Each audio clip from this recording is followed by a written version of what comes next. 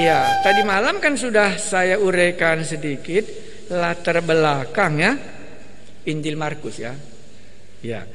Jadi kalau kita sudah tahu latar belakangnya Injil Markus, sekarang kita coba dengan pengetahuan latar belakang ini bagaimana menafsirkannya. Tadi malam kalau saya masih ingat, Markus ini bukan rasul ya, kan ya? Tapi dia tinggal di Yerusalem ya. Itu Kisah Rasul pasal 12 ayat 12 ya.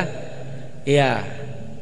Jadi waktu hari raya Pentakosta di rumah Markus inilah mereka kumpul. Dari situlah mereka turun dari rumahnya, itulah waktu mereka kepenuhan Roh Kudus dan turun ke jalan. Makanya waktu Petrus dipenjarakan, begitu dia lepas dari penjara, dia pergi ke rumah John Markus itu ya. Kisah Rasul pasal 12 ayat 12. Inilah latar belakang Markus. Baru yang kedua latar belakangnya Injil Markus ini. Oh, Markus ini anaknya anaknya Petrus ya. Itu 1 Petrus pasal 5 ayat 13. Jadi dia mendapatkan mengenai Yesus itu dari dari Petrus. Itu bapak rohaninya. Iya, seperti ini banyak nanti pengertian teologi aku pindah kepada bapak-bapak. Karena apa yang aku dapat, aku berikan dan Anda terima. Markus juga sama. Apa yang diceritakan oleh Petrus, bagaimana Petrus mengenali Yesus, kan itu diceritakannya sama Markus karena itu anaknya. Makanya Injil Markus itu seringkali disebut Injilnya Simon Petrus. Karena Simon Petrus kan gak menulis Injil. Yang menulis Injil cuma 2 kah? Matius sama Yohanes. Cuma 2 rasul menulis. Karena apa? Karena Markus Injilnya Simon Petrus. Lukas Injilnya Paulus. Jadi mereka masing-masing menceritakan Yesus yang mereka tahu. Nah, itulah latar belakangnya. Baru tujuan Injil Markus ini ditulis kepada jemaat yang ada di Roma. Bukti-buktinya nanti tidak ada di dalam buku itu. Ya, dia pergi. Berarti waktu Injil ini ditulis dibawanya ke Roma. Karena Petrus kan semuanya akan mengakui bahwa meninggalnya Petrus adalah di Roma. Ya, jadi Injil ini ditulis supaya jemaat di Roma membaca kembali Injil itu mengenai Yesus. Tapi jangan kita lupa, Roma dengan Yerusalem, dengan tanah Palestina di mana Yesus mengadakan mujizat itu kan jauh sekali. Jadi bagaimana bisa sampai di sana cerita itu? Kan begitu nanti. Jauh kali antara Palestina dengan Roma. Itulah salah satu nanti waktu kita baca ya. Jadi apa tujuannya ditulis Injil ini dan diberikan kepada gereja di Roma? Jadi waktu kita nanti baca Markus, ngertilah kita. Ini rupanya makanya Markus menulis Injilnya tidak sama dengan Injil Yohanes, tidak sama dengan Injil Lukas, tidak sama dengan Injilnya Matius. Jadi Markus ini menulis untuk gereja yang tinggal di Roma. Apakah dia orang Yahudi? Apakah dia orang Rom, penyembah berhala? Kemungkinannya dua-dua. Makanya tadi malam kan kita sudah langsung buktikan ya. Buktinya Markus mulai kesembuhan Tuhan Yesus di mana? Kerasukan setan. Jadi waktu Yesus datang kan kita sudah tahu itu ya, Yohanes pasal 10 45 ya. Anak manusia datang untuk melayani dan menyerahkan nyawanya ya. Jadi Yesus langsung melayani orang kerasukan setan. Itulah mujizat yang pertama di rumah ibadat di daerah Galilea. Kenapa ini dituliskan oleh Markus? Karena pembaca Injilnya nanti di Roma adalah penyembah berhala di mana setan begitu banyak mengganggu manusia. Nah, kalau kita masuk umpamanya, itulah pemikiran kita ya. Kalau kita lah tulis cerita pertobatan kita ke daerah Australia umpamanya, nggak mungkin kita menceritakan orang kerasukan setan begini, karena mereka nggak pernah dengar lagi orang kerasukan setan. Tapi kalau ke Tanah Karo ditulis mengenai kerasukan setan, langsung dia bisa mengerti. Nah, itulah makanya kalau kita baca nanti lebih jauh ya, kalau kamu baca Matius, pasti kamu jarang jumpa orang kerasukan setan diceritakan Matius. Karena Matius itu ditulis kepada orang Yahudi yang tinggal di Yerusalem sesudah hari Raya Pentakosta. Jadi memang latar belakangnya tidak menyembah berhala. Apalagi Injil Yohanes. Kalau kamu buka nanti Injil Yohanes, satu kali pun gak pernah kamu jumpa di sana Yesus mengusir setan dan menyembuhkan orang kerasukan setan. Karena penulisannya bukan untuk itu dia. Dengan latar belakang inilah kita menafsirkan Alkitab itu nanti. Mungkin selama ini belum kita pernah perhatikan ya. Injil Yohanes nggak pernah satu kali pun mujizat tentang setanan. Matius juga satu-satu cuma.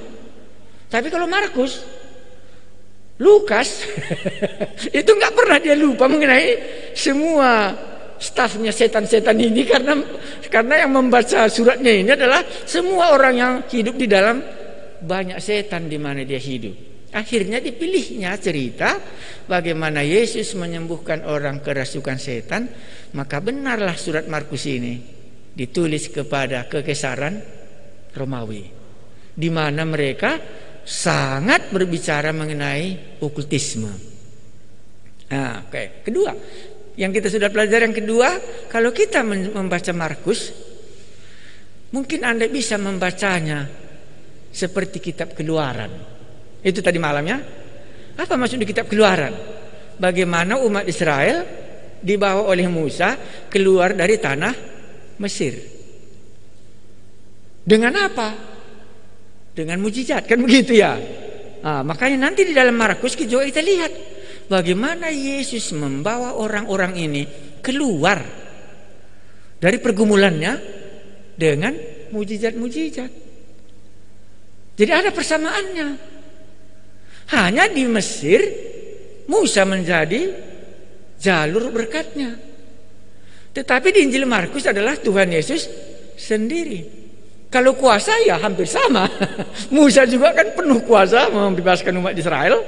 Tuhan Yesus juga penuh kuasa untuk membebaskan mereka. Tapi dia bukan dari Mesir dilepaskannya, dari dunia ini. Apa yang dihadapi di dalam dunia ini? Kan satu, kerasukan setan di rumah, baik di rumah ibadah orang Yahudi. Kan itu langsung pertama. Jadi dari situ dia lepaskan gitu. Karena sama temanya, Musa juga mengeluarkan dari Mesir. Yesus juga melayani mengeluarkan mereka. Tapi bukan mengenai tempat, tetapi mengeluarkan mereka dari dunia yang sudah merasuk mereka. Nah, inilah kita dalam pemikiran kita, backgroundnya waktu kita membaca Injil Markus. Mari kita lihat Markus pasal berapa. Kita bilang hari ini pasal 1 ayat berapa? Markus pasal 1 ayat 29. Kita coba. Jadi kalau kita baca, kita coba apa yang mau dikatakan si penulis ya. Karena berkhotbah itu atau menceritakan Alkitab ini kan sama dengan waktu kita menerima SMS, kita membacanya bisa kita mengerti. Oke, ayat 29. Yesus menyembuhkan ibu mertua Petrus dan orang-orang lain. Markus 1 ayat 29, mana kita ya? Sekeluarnya dari rumah ibadat itu, Yesus dengan Yakobus dan Yohanes pergi ke rumah Simon dan Andreas. Dari rumah ibadat tadi, kan sudah tadi pasal 1 dari rumah ibadat di mana ada orang kerasukan setan. Keluar dia dari situ, Masuk dia ke rumah Simon. Jadi Simon ini kemungkinannya di sini rumahnya. 30. Ibu mertua Simon terbaring karena sakit demam. Mereka segera memberitahukan keadaannya kepada Yesus. Dibantu ya. Ya, dibantu, dibawanya sama Yesus ya. Jadi Injil Markus seringkali nanti kita jumpa dibawanya saudaranya kepada Yesus ya. Ya. Pasal 2 nanti kan harus kita jumpa 4 orang mengotong orang lumpuh dibawanya kepada Yesus. Itu salah satu cirinya Markus. Gotong royong membawa orang supaya bisa bertemu dengan Yesus. Itu ciri-cirinya. Ya, itulah nanti bisa kita lihat sini. Nah, ayat 31. Ia pergi ke tempat perempuan itu. Dan sambil memegang tangannya, ia membangunkan dia. Lalu lenyaplah demamnya. Kemudian perempuan itu melayani mereka. Menjelang malam, sesudah matahari terbenam, dibawalah kepada Yesus semua orang yang menderita sakit dan yang kerasukan setan. Jumpa lagi ya, menderita sakit dan kerasukan setan. Nanti Anda bisa mendapatkan berkatnya daripadanya. Maka berkerumunlah seluruh penduduk kota itu di depan pintu. Ia menyembuhkan banyak orang-orang menderita bermacam-macam penyakit dan mengusir apa? Banyak setan. Ia tidak memperbolehkan setan-setan itu berbicara sebab mereka mengenal dia. Inilah yang kita mau eksegese. Inilah yang mau kita analisa. Inilah yang mau kita renungkan dalam hidup kita. Apa yang pertama Anda bisa ingat dalam latar belakang tadi surat ini untuk Rom? Maka sesuai dengan latar belakangnya, pasti kesan Anda kata setan di sini berapa kali? Walaupun yang disembuhkannya ibu mertua Simon demam, tapi lebih banyak kata setan yang di berapa kali coba? Dalam bacaan kita itu setan-setan 34 satu kan begitu ya? Iya, setan-setan satu lagi 34 sudah 2 kan gitu. Ya, baru lagi ayat 32 kerasukan setan kan dibawanya lagi di situ. Nah, inilah setidaknya. Maka kesan kita membaca Markus langsung, pelayanan Yesus yang paling banyak di dalam Injil Markus, orang yang terlibat dalam kuasa setan. Makanya tidak salah kalau dikatakan tadi Markus itu mirip dengan Musa membebaskan umat Israel dari tanah Mesir. Maka yang pertama dihadapi Musa apa? Ahli-ahli campi. Ahli-ahli campi, ular kan gitu ya, dibuatnya lagi ular, ahli ini. Semuanya sehubungan dengan okultisme. Iya. Makanya tidak salah bahwa Injil ini ditulis kepada orang Rom. Karena orang Rom pada waktu itu adalah menyembah berhala. Iya. Mau lebih sulit sedikit ya. Ini saya katakan. Itulah sebabnya. Makanya gereja-gereja pada abad keempat. Kita masuk abad keempat. Karena abad rasul-rasul itu tidak ada penyembahan berhala. Mulai masuk abad keempat di mana gereja diterima oleh Rom sebagai gereja negara, masuklah semua okultismenya ke gereja. Mulai dari hari Natal, mulai masuk pertukaran hadiah, masuk lagi pohon terang, semua tempat penyembahan berhala orang Rom. Ini yang terjadi. Makanya tidak salah, Markus ini jelas ditulis jemaat yang tinggal di Rom yang terlibat dalam kuasa gelap. Jadi kalau begitu, kalau kita mau eksegese, inilah paling nomor 1, tidak boleh kita lupakan khotbahnya tentang okultisme. Pada mujizat pertama juga ayat 21 okultisme juga itu di gereja. Tapi ini sudah di luar itu. Kan pasal 1 juga kan orang kerasukan setan juga kan di Beit Allah ya. Nah, dia apa di rumah ibadah orang Yahudi ya. Ya, sekarang di rumahnya Ibu Simon Petrus juga, itu juga yang dihadapi, setan. Jadi kalau latar belakangnya Rom, kalau latar belakangnya orang Karo, kalau dia belum pernah dibebaskan dari okultisme, maka dibawanya lah okultisme itu kemana? Ke gereja. Ya, itulah sebabnya jemaat Efesus tidak terlibat lagi okultisme, karena begitu mereka masuk ke gereja, mereka mengaku pernah menyembah berhala, kan gitu dan semua buku-bukunya dia bersihkan. Nah, inilah isi khotbah kita yang pertama kalau kita mau sampaikan ayat 29 sampai 34. Jadi perlu kali diperhatikan okultisme kalau gerejanya berasal daripada Rom, di mana penyembahan berhala dalam hidup nenek moyangnya. Natal pun okultisme nanti.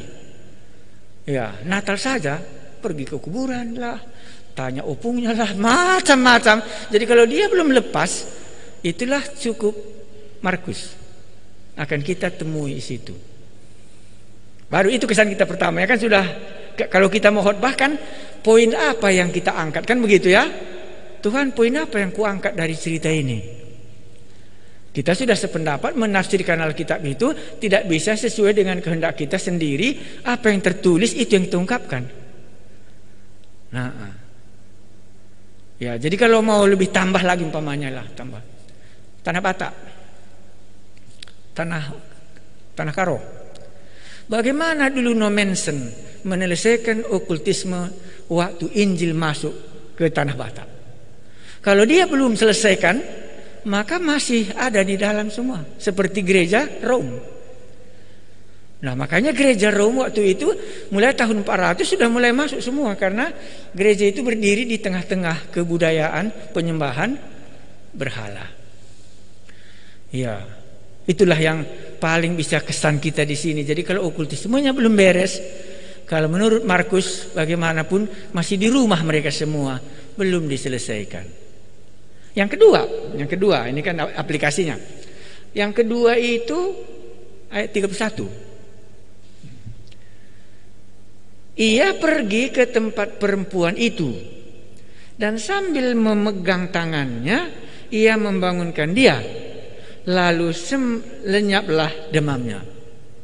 Kemudian perempuan itu melayani mereka. Kita tulis, apa tujuannya Yesus menyembuhkan? Supaya dia bisa melayani. Nah, salahkah kalau kita kembali ke Mesir? Untuk apakah orang Israel dikeluarkan dari Mesir? Supaya mereka memasuki tanah perjanjian. Supaya di tanah perjanjian mereka bisa menjadi saksi Allah. Makanya begitu umat Israel sampai di sana, perempuan Rahab langsung ketakutannya. Allah kalian datang ke sini, katanya kan. Supaya mereka itu melayani Allahnya di tanah Mesir, di tanah Kanaan. Jadi selama surat ini, selama kita membaca kitab Yosua, bisa kita lihat umat Israel itu melayani Allah dengan setia di tanah Kanaan yang sudah dibawanya dari Mesir sampai ke tanah perjanjian itu. Nah, makanya kita katakan di sini kalau ada perbuatan Allah, sebaiknya kan begitu ya. Apa tujuannya? Supaya mereka bisa melayani Yesus. Sehingga pelayanan Yesus mulai terbentuk. Kan begitu nanti kita dalam pikiran kita. Orang-orang datang ke rumahnya, sudah ada tempatnya di mana Yesus bisa khotbah. Jadi inilah tujuan perbuatan Yesus dalam bagian Yesus menyembuhkan ibu mertua Simon Petrus supaya bisa dia melayani. Umpamanya sampai di sini aku khotbah, kan bisa aku tutup ya. Baru umpamanya penutupnya apa? Terima kasih kita sudah melihat 3 kali setan di dalam cerita ini. Kita telah dilihat juga pas di depannya Tuhan Yesus membebaskan orang dari kerasukan setan. Kan gitu. Adakah di antara kita? Kan gitu tantangannya ya. Adakah di antara kita masih terlibat dalam kuasa setan itu? Kalau memang latar belakang Anda dari penyembahan berhala, kapankah Anda dibersihkan daripadanya? Kedua, kalau ada perbuatan Tuhan Yesus seperti ibu mertua Simon, sudah dia sembuh dan dia melayaninya. Mengertikah kita itu kalau Tuhan menyembuhkan kita supaya kita melayani dia kah? Bukan untuk kepentingan sendiri. Maka dikatakan dalam Alkitab ini, menjelang malam sesudah matahari terbenam, dibawalah kepada Yesus semua orang yang menderita sakit dan yang kerasukan setan. Dibawalah ke rumahnya semua, karena dia sudah rela menjadi tuan rumah, menerima murid-murid Tuhan Yesus dan menerima tamu, dan di sanalah Yesus bisa melayani. Amin. Gitu Pak, bisa toh? Inilah khotbah kita umpamanya 15 menit. Ada yang kita tanyakan sebelum saya lanjutkan khotbah yang kedua? Atau ada lagi analisanya yang Anda rasa tidak jelas ayat ini? Apakah ayat nomor berapa Anda tidak tahu? Kalau sudah tahu, itulah ide yang bisa kita sampaikan sesuai dengan latar belakang penulisan apa tadi? Markus tadi. Oh, ini pembebasan. Saya sudah pembebasan, melayani. Kalau aku memang sudah dibebaskan oleh Tuhan dari semua keterbatasanku, dan kalau aku tidak melayani, maka tidak sampailah rencana Allah dalam hidupku. Sebagaimana umat Israel sudah keluar dari tanah Mesir, nggak sampai di tanah Kanaan. Jadi semuanya di mana mereka? Mati di padang gurun. Cuma Joshua dan Kaleb sampai rencana Allah memasuki tanah Kanaan. Jadi begitu banyaknya 2 juta mungkin orang Israel itu, 2 juta itu cuma 2 yang sampai rencana Allah bagi hidupnya. Yang lain hanya mati di padang gurun. Selama 40 tahun Allah memberikan apa? Mana. Apalagi daging kan gitu ya. Dikasih makan selamanya terus ya. Tapi tujuan Allah bagi umat Israel ini hanya menunggu kematian dan tidak bisa sampai dia ke tanah Kanaan. Orang yang sudah mengalami perbuatan Allah dan kalau dia tidak melayani, hanya menunggu kematiannya saja, tapi nggak akan sampai bagaimana Allah rencanakan dalam hidupnya. Ada yang kita mau tanyakan, kalau itulah khotbahnya. Ini kan kita bangun, ini kan sedang kubangun satu-satu untuk metode khotbah. Ya, karena kita kan menafsirkannya. Jadi yang kumaksudkan tadi bahwa Markus itu seperti kitab Keluaran, itu semua penafsiran orang-orang yang aliran baptis. Mereka mengakui Markus ini adalah sama dengan kitab Keluaran. Kitab Keluaran hanya satu suku dilepaskan, tetapi Markus oleh Tuhan Yesus semua suku dilepaskan dari semua ikatan dunia yang sedang kita alami sekarang ini. Ya. Makanya di sini kita lihat dibebaskannya supaya dia bisa melayani. Umat Israel 2 juta, cuma 2 yang sampai di tanah Kanaan. Cuma 2 yang sampai memuliakan Allah dalam hidup mereka. Jadi yang 2 juta yang lain kemana? Untuk dikasih makan oleh Allah cuma tiap hari. Seperti ibu mengasih makan anaknya tiap hari, tapi sekolahnya pun gak tamat, keluarganya pun berantakan, narkoba lagi sampai dia lenyap. Makanya umat Israel lenyap semua di padang gurun, tidak sampai dia memuliakan Allah. Kuasa Allah nyata, kuasa Allah nyata. Di dalam Markus juga nanti Anda bisa lihat kuasa Allah paling besar. Tetapi tujuannya supaya melayani. Itu kita angkat dari ayatnya yang ke 32. Cukup kita pindah satu lagi kah? Ya. Boleh, apa yang tanya? Silakan.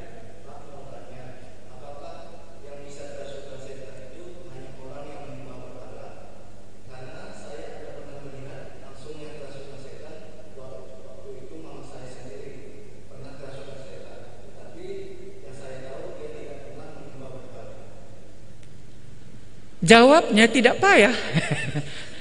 Kalau menurut undang-undang Taurat, sampai keturunan berapa dia terkutuk?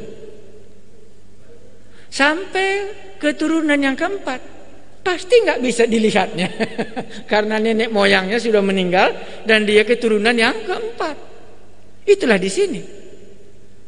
Kalau itu bisa dibuktikannya, di luar negeri orang jarang kali kerasukan setan.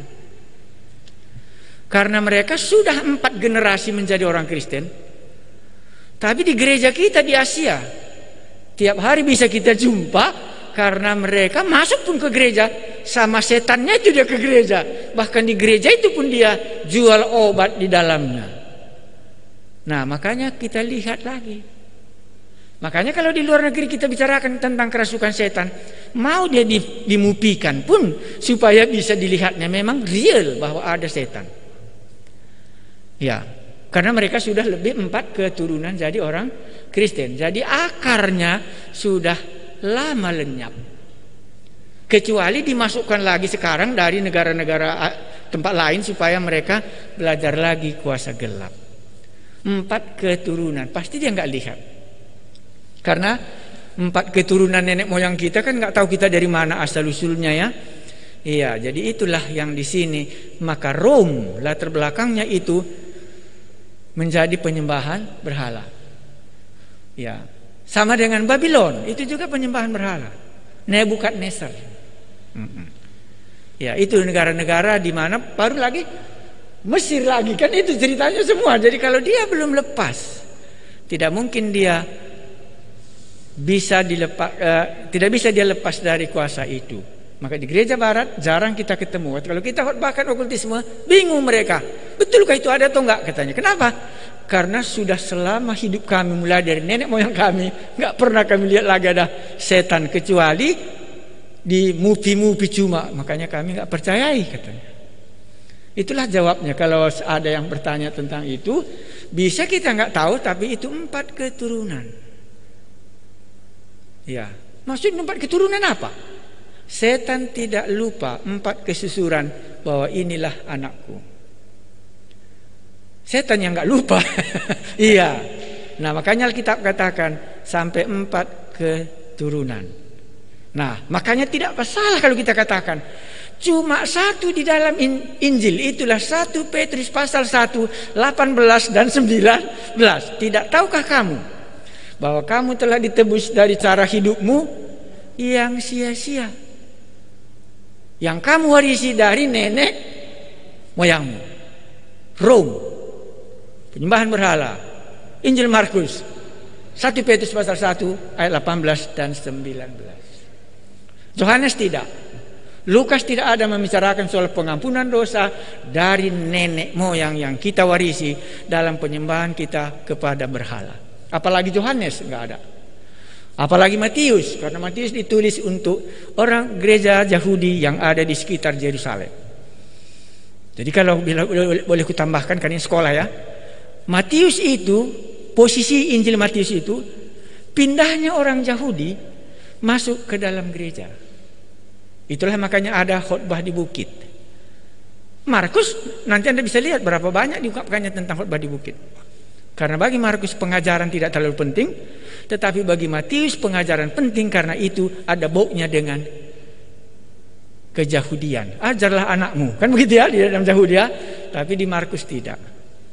Terima kasih itu kalau bisa, itulah jawabnya. Jadi bisa kita nggak lihat, tapi 4 keturunan. Makanya cuma 1 Petrus pasal 1 disinggung tentang pengampunan dosa yang kita warisi dari nenek moyang kita. 1 Petrus pasal 1 18 dan 19. Maka tidaklah salah Injil Markus berasal dari Simon Petrus dan ditulis kepada orang Rom yang mereka menyembah berhala di mana gereja berdiri. Terima kasih banyak. Ada lagi yang lain yang kita mau tanyakan sebelum kita pindah? Silakan.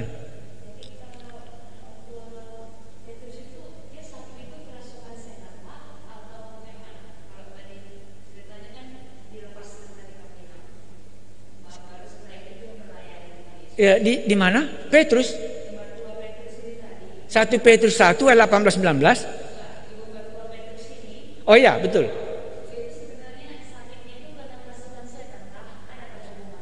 Petrus sakit kah? Ya. Oh, ibu mertua. Itu tidak, karena dikatakannya tadi apa? Demam. Enggak ada. Ini enggak ada. Itulah enggak ada. Itu enggak ada. Makanya dia tadi kan 3 kali disebutkannya setan, tapi 1 kali disebutkannya demam, dan demamnya itu katanya apa? Lenyap atau hilang? Iya, lenyaplah demamnya itu. Dia bukan kerasukan setan. Kalau setan kan diusir pergi kan gitu pasal 1 ya. Iya, sambil meraung-raung kan itu tadi malam ya. Iya, setan itu menghempaskannya ke tanah katanya. Iya, barulah dia meninggalkannya, lepaslah dia gitu. Jadi kalau kita belajar Markus ini, kita akan mencoba melihat sejauh manakah sebagai orang Rom, aku penyembah berhala, sudah dilepaskan oleh Yesus. Kalau tidak, anakku keempat kali nanti muncul sekali lagi. Kalau dia belum dilepaskan dalam masa dia pertobatannya, ya, ikut dia terus. Karena firman Tuhan harus berlaku ya, 4 keturunan. Petrus tahu itu, sehingga dia menuliskan itu karena dia melayani di kekaisaran Romawi, Rom. Dia bukan di kota Yerusalem, tetapi di kota di mana umat-umat Israel sudah merantau. Baik, terima kasih banyak. Kalau tidak, mari kita lanjutkan penafsirannya. Ini yang berikutnya. Itu ayat berapa ya? Ayatnya 35. Pagi-pagi benar waktu hari masih gelap, ia bangun dan pergi keluar. Ia pergi ke tempat yang sunyi dan berdoa di sana. Ini apa kesan kita ayat 35? Pasti pesan kita, oh rupanya dia bermalam di rumahnya ibu mertua Simon ya. Oh ke pagi-pagi, oh dia biasa rupanya pergi keluar, sesudah itu dia berdoa. Jadi kalau kita lihat Markus sebagai hamba Tuhan, Markus temanya tadi apa? Melayani, kan itu tadi tema kita, anak manusia datang kan gitu untuk melayani. Rupanya orang yang melayani ini ciri-cirinya tidak bisa tidak. Suka mendoakan, suka berdoa, suka menggumuli pelayanannya di hadapan Allah. Itulah ciri-cirinya pelayan. Jadi boleh kita langsung aplikasikan saja supaya jangan payah. Jadi kalau sebagai gembala, sebagai majelis, sebagai guru sekolah minggu, sebagai anggota jemaat yang mengambil bagian dalam pelayanan, tidak bisa tidak, cirinya harus apa? Berdoa. Bukan di sini Yesus mengalami kesulitan, kan tidak, kan? Berhasil semua pelayanannya kan? Tetapi pagi-pagi dia berdoa. Jadi kalau begitu apa berdoa itu? Supaya ada kuasa turun. Ya setepatnya kalau kita katakan berdoa itu, ikuti saja Tuhan Yesus berdoa. Yohanes pasal 17. Melaporkan semua apa yang dikerjakannya kepada Bapaknya. Jadi sebagai pelayan sebenarnya yang paling utama bagi kita, melaporkannya kepada Allah Bapa, kepada Tuhan kita Yesus Kristus, kepada Roh Kudus, apa yang sudah kita kerjakan. Ya, ini masih terjadi malam kebangunan rohani untuk lansia di Kabanjahe, karena sudah dilaporkan pada pertama sekali, sudah dilaporkan pada hal yang kedua lagi, masih kami yakini bahwa ini harus dilanjutkan lagi. Karena kalau kita melaporkan dikasih taunya ya, sudah cukupkah kita bilang? Belum. Oh, mari kita lanjutkan lagi. Iya, ini juga sama. Sudah cukupkah selesai semua ini kuasa-kuasa setan ini? Dia berdoa, ya dilanjutkannya lagi lah dia sebagai anak manusia datang untuk melayani. Doa tidak bisa tidak, hal yang sangat utama. Ya, mari kita lanjutkan lagi ayat 36. Tetapi Simon dan kawan-kawannya menyusul dia. Ini murid-muridnya ya. Jadi rupanya di sini nggak diajaknya saudara muridnya. Inilah yang paling menarik bagi saya. Tidak diajaknya muridnya, tapi dia sendiri pergi. Karena dia pergi, murid-muridnya pun bagaimana? Ya harus ikutlah pula. Ya karena dia sudah pergi. Kalau muridnya nggak pergi bagaimana? Ya tinggal dia di situ nanti. Kemana sudah guruku tadi kan gitu nanti dia. Nah makanya pelayan itu harus dia di depan, baru anak buahnya ikut di belakang. Tidak boleh kita suruh dia. Makanya kalau nasihat kami dulu di tengah-tengah orang karo katanya gini, tahu kok bagaimana memandikan kuda katanya. Maksudmu bagaimana? Tidak sama dengan kerbau katanya. Kalau kuda itu kan di belakang apanya? Tanduknya. Nah, kalau kerbau kan di depan tanduknya katanya. Jadi gimana maksudmu? Kalau kerbau dipukuli dari belakang mau dia mandi katanya. Tapi kalau kuda dipukuli dari belakang ya sepaknya kok nanti katanya. Jadi gimana? Tuannya duluan mandi baru kudanya. Yesusnya duluan berdoa, baru datang muridnya. Baru dikatakan murid-muridnya itu apa? Ayat 37. Waktu menemukan dia, mereka berkata, semua orang mencari engkau. Rupanya kewalahan murid-murid. Mana gurumu? Katanya kan gitu ya. Gurunya nggak di rumah, jadi harus dia pergi keluar ke tempat yang sunyi tadi. Semua orang sudah mencari kau, katanya kan. Apa kata Tuhan Yesus 38? Jawabnya, marilah kita pergi ke tempat lain, ke kota-kota yang berdekatan, supaya di sana juga aku memberitakan Injil.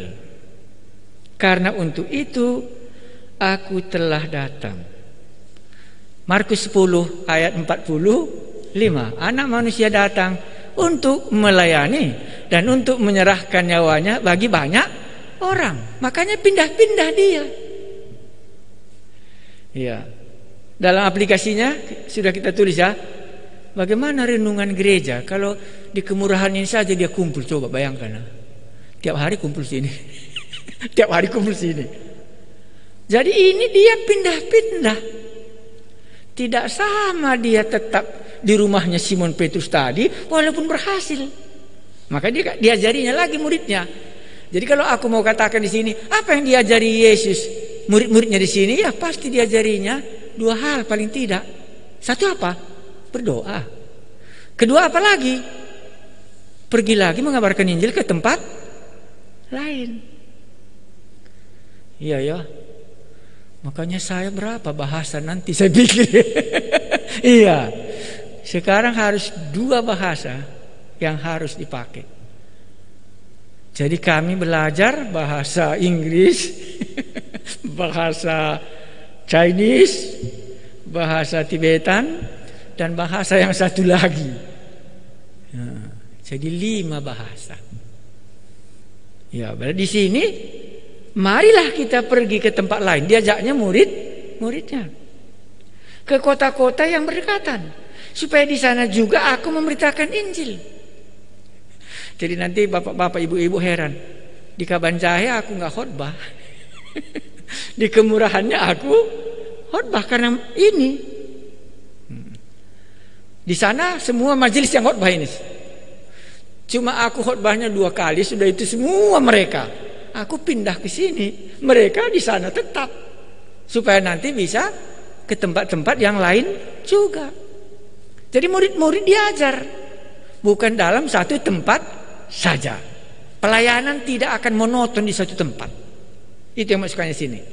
Murid-murid tidak mengerti, karena menurut mereka mungkin konsepnya masih kota Yerusalem, cuma satu tempat apa?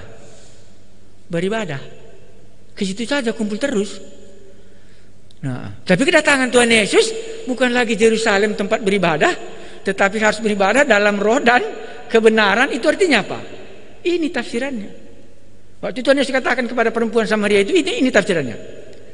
Ya, bukan di Gunung Karmel kita beribadah, bukan di Yerusalem, tetapi Allah itu roh. Karena itu mari kita beribadah kepada Allah roh dan kebenaran. Ini artinya. Mari kita pergi lagi ke kota-kota, ke tempat-tempat yang lain, karena ke sana pun aku diutus.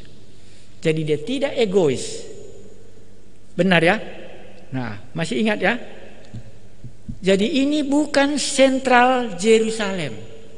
Makanya nggak salah Markus tadi untuk kerajaan Rom. Maka sudah pindah dari mana? Dari Yerusalem kepada Kekaisaran Rom. Di sini mereka pindah dari Galilea, pindah ke Kapernaum, ke Judea, ke tempat-tempat lain, semua dia kunjungi. Karena untuk itulah aku apa? Diutus. Kan itu dikatakannya kan? Jawabnya, marilah kita pergi ke tempat lain, ke kota-kota yang berdekatan, supaya di sana juga aku memberitakan Injil. Karena untuk itu aku telah datang. Jadi Yesus datang untuk mengabarkan Injil dari satu tempat ke tempat yang lain. Lalu pergilah ia ke seluruh Galilea dan memberitakan Injil dalam rumah-rumah ibadat mereka dan mengusir apa lagi? Setan-setan. Jadi dengan ini, kalau saya tutup khotbah ini umpamanya, apakah aku yakin apa yang dikatakan Alkitab ini? Yakinkah aku? Nah, mari kita baca 2 Korintus pasal 3 aku rasa. 2 Korintus pasal 4 ya, 2 Korintus pasal 4 ayat 13. Apakah aku yakin apa yang kubaca ini? 2 Korintus pasal 4 ayat 13. 2 Korintus 4 ayat 13. Apa saya baca di sini? Inilah Paulus. 2 Korintus 4 ayat 13. Namun karena kami memiliki roh iman yang sama, seperti ada tertulis, aku percaya, sebab itu aku berkata-kata. Aku percaya, sebab itu aku berkata-kata. Maka kami juga percaya, dan sebab itu kami juga berkata-kata. Jadi pengkhotbah yang benar, apa yang dia yakini, itu yang dia katakan. Karena kami memiliki keyakinan itu, maka kami pun berkata-kata. Yakinkah aku bahwa gereja Rom, kan ini tadi latar belakangnya ya, pasti semua terlibat dalam kuasa gelap. Ada setan, ini setan, ini kerasukan setan, ini setan.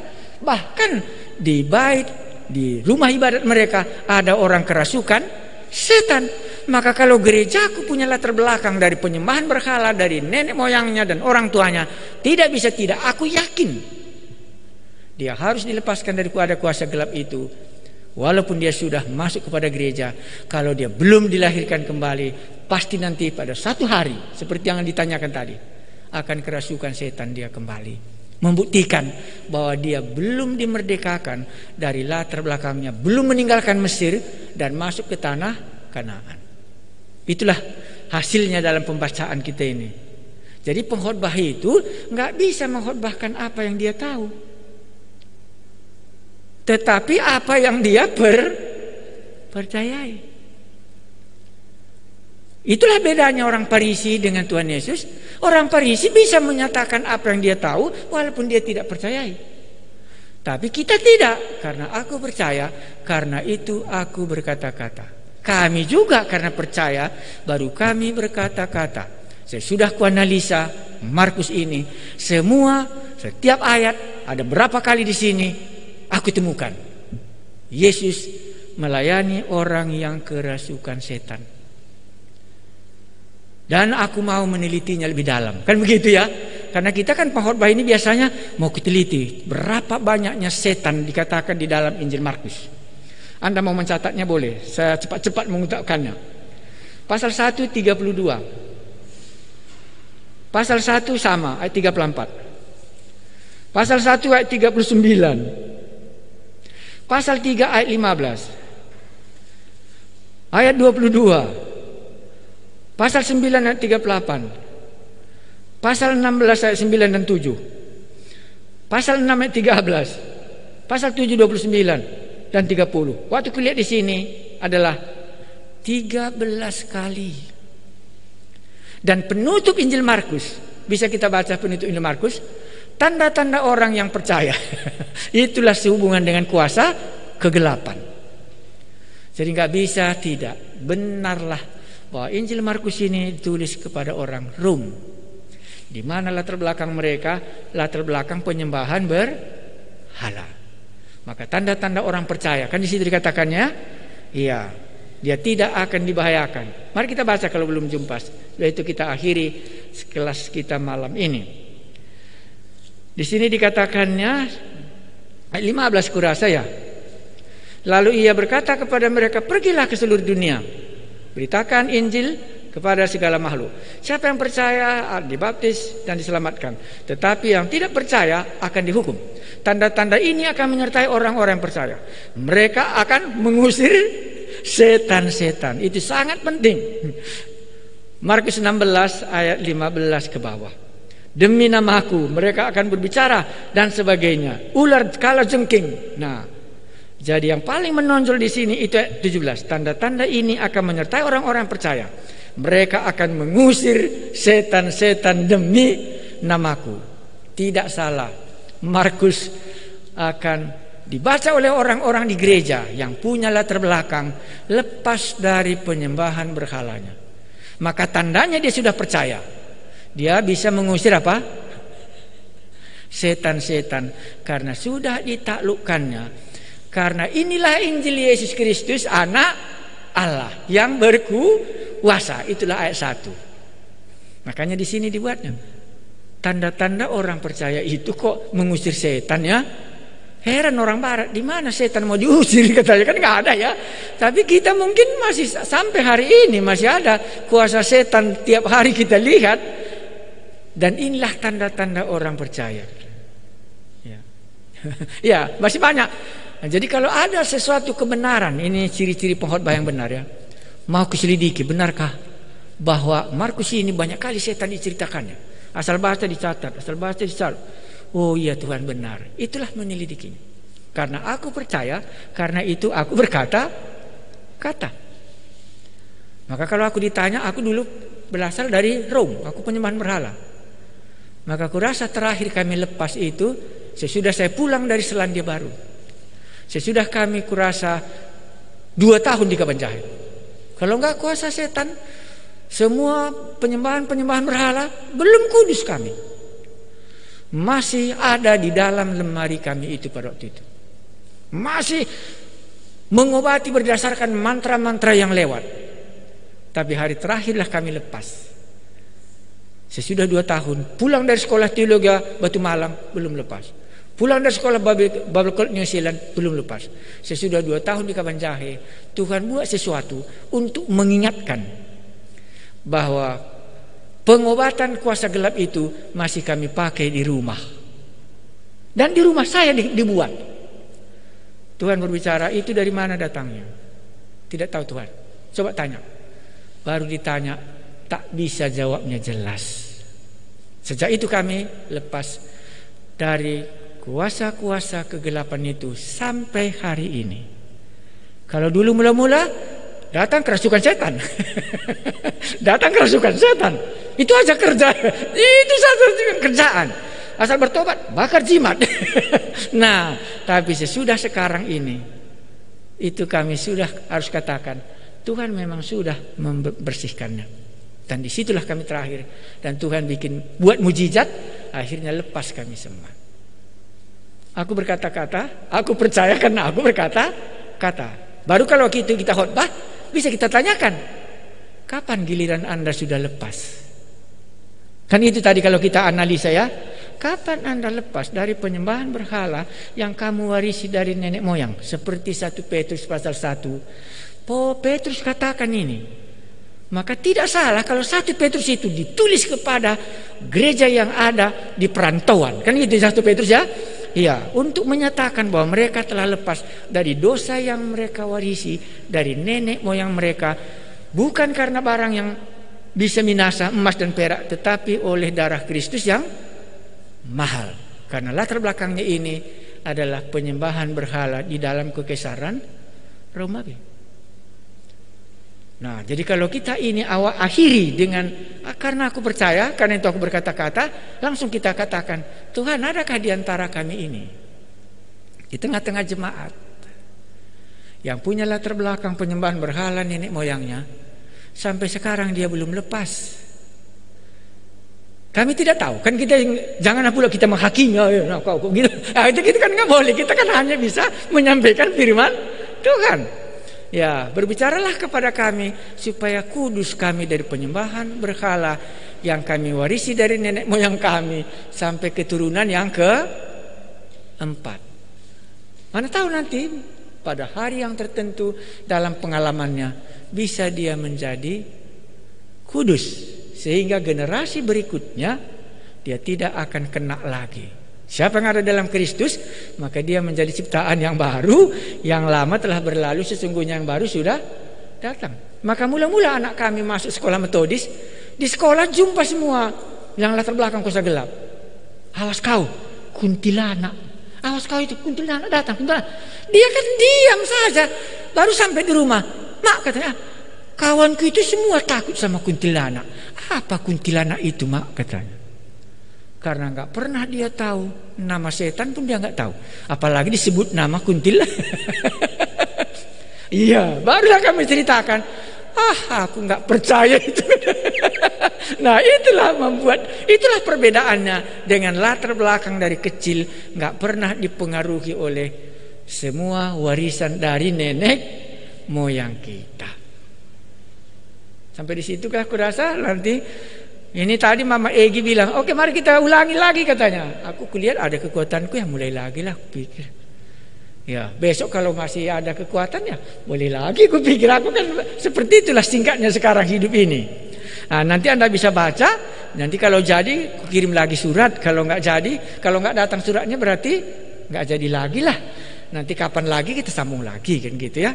Tapi Anda coba baca Markusnya tadi, sehingga kalau ada kesulitan untuk menafsirkannya, boleh kita sama-sama. Oh ini tadi sudah begini kan, seperti tadi ada SMS-nya lewat Facebook ya. Jadi langsung kita bisa jawab. Oh begini rupanya ceritanya gitu. Mari kita berdoa. Kami mengucap syukur kalau kami diajari dari Markus ini. Bagaimana Markus melihat gereja di Roma dengan latar belakang penyembahan berhala. Dan dia ungkapkan pelayanan Yesus yang begitu banyak terlibat dalam kuasa gelap. Maka kami hari ini secara gerejani harus memperhatikan itu dengan betul-betul. Tuhan kami Yesus, kami datang ke hadapan-Mu. Pakailah kami untuk melayani, membebaskan orang dari kerasukan setan dan daripada belenggu si jahat itu yang kami warisi dari nenek moyang kami, sehingga kami keluar dari Mesir, masuk ke dalam tanah Kanaan, keluar dari kuasa kegelapan, masuk ke dalam kerajaan Yesus Kristus Juru Selamat kami. Kalau ada Tuhan di antara kami ini, baik yang mendengar maupun kami sama-sama di sini, Roh-Mu yang kuduslah mengingatkannya, supaya kami bisa meninggalkan hal itu, karena memang dari situ kami telah ditebus oleh Yesus Tuhan kami. Terima kasih Tuhan kami Yesus. Kalau besok kami masih mau belajar bersama-sama, beri lagi kami kesukaan dan kemampuan untuk membacanya. Dalam nama Tuhan kami Yesus yang telah mengajari kami malam ini, kami mengucap syukur. Amin. Baik, terima kasih banyak.